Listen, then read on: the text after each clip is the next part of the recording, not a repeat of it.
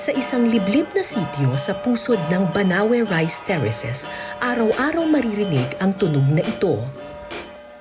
Sa tahanan ni Tatay Himanggo, ang huling panday ng Kambulo.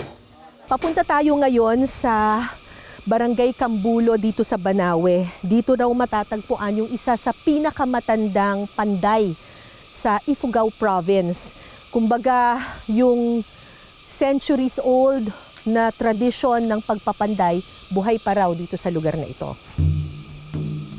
Bukod sa kanilang hagdan-hagdang palayan na hinirang bilang World Heritage Site ng UNESCO, kilala rin ang mga sinaunang Ifugao sa kanilang tapang at husay sa pakikidigma, gamit ang kanilang mga bakal na sandata. Kaya naman noong sinaunang panahon, ang mga panday ng bakal ang isa sa pinakanatatangi at importanteng miyembro ng kultura ng mga taga-Cordillera.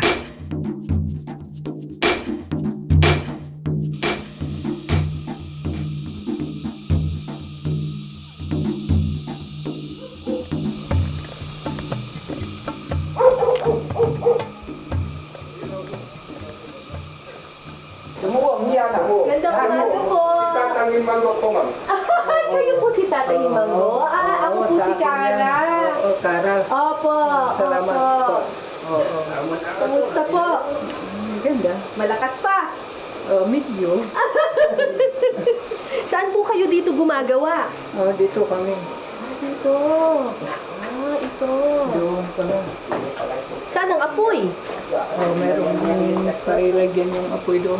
May lalagyan. Tapos dito ninyo. Yan, ganito. Yan.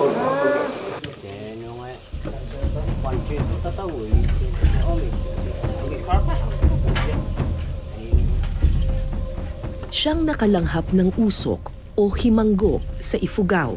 Ito ang bansag kay Pedro Pinayan, mahigit 50 taon na siyang panday. Puti na ang buhok at bulag na ang isa niyang mata. Pero patuloy siyang gumagawa ng mga itak, kutsilyo at sandata. Totoo ko garud adu garud ti mga ibagang agpandek man ta iramid mo dito yung usaran mi. Iso nga agpanpanday mapipilitan ak nga agpanday. Okay. Urede itoy paramid dito kastoy. Iramid ko. Iso pa'y garud nga panggastos ti dito ubing.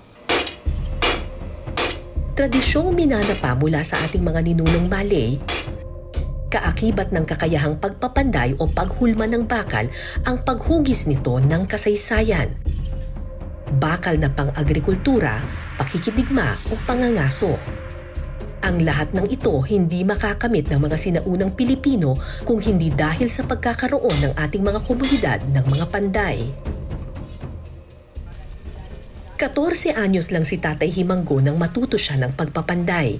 Naabutan pa niya ang panahong mataas ang tingin ng komunidad sa kanyang mga ninunong gaya niya ay gumagawa rin ng sandata.